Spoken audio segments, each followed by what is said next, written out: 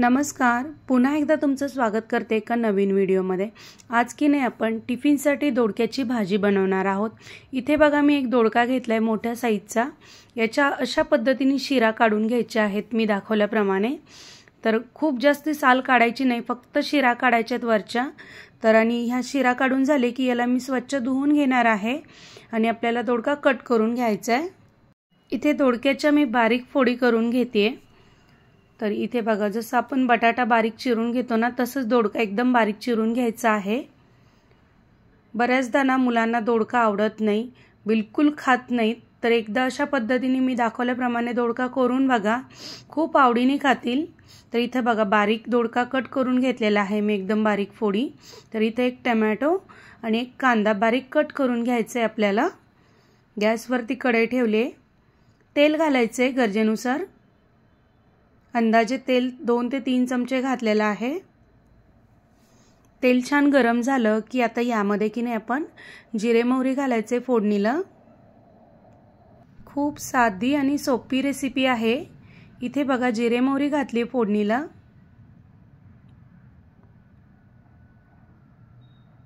त्यानंतर ना जो आपण बारीक कांदा चिरून घेतला होता ना तो घालून घ्यायचा आपल्याला। कांदा छान असा परतून घ्यायचा आहे सोनेरी कलर येईपर्यंत।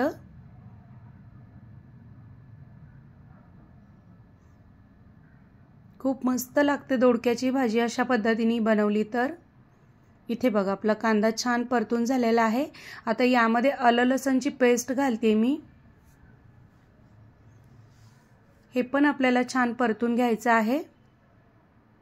थोडासा कांदा भाजला की आता यामध्ये आपण टोमॅटो घालणार आहोत बारीक चिरलेलं। नेहमी तीच चवीची भाजी खाऊन घरातलेही कंटाळतात। कधी कधी अशी वेगळ्या चवीची भाजी करूनही बघा, खूप छान लागते। आता आपल्याला छान परतून घ्यायचे कांदा आणि टोमॅटो। खूप पटकन भाजी होते ही, बिलकुल वेळ लागत नाही। इथे मी मटकीची डाळ भिजत घातलेली होती 2 ते 3 तास आधीच। तुम्ही रात्रभरही घालू शकता।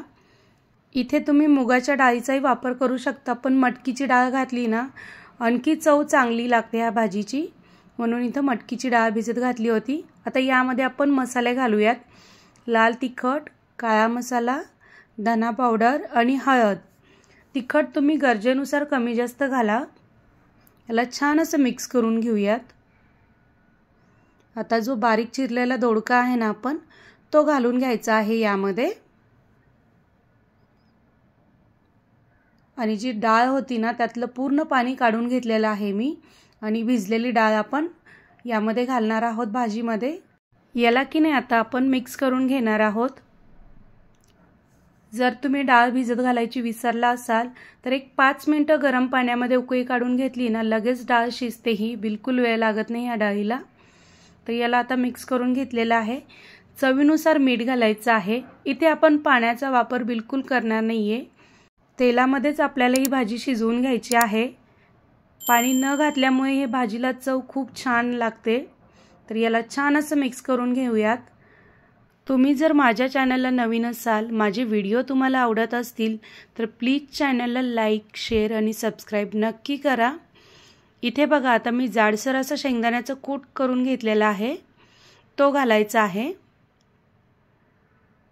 याला आता मिक्स करून घेऊयात आणि बारीक गॅसवरती आपल्याला ही भाजी वाफलून घ्यायची आहे। गॅस बारीकच ठेवायचा म्हणजे छान भाजी आपली शिजल्या जाते। पाणी बिलकुल घातलेलं नाहीये मी। अधूनमधून 1-2 वेळा याला आपण झाकण काढून हलवून घेणार आहोत। मस्त अशी चमचमीत आपली सुक्की दोडक्याची भाजी तयार झालेली आहे। दोडकाही छान एकदम मऊ शिजलेला आहे। दोडक्याची भाजी न खाणारेही खूप आवडीने खातील ही भाजी। एकदा नक्की बनवून बघा। पूर्ण व्हिडिओ पाहिल्याबद्दल धन्यवाद।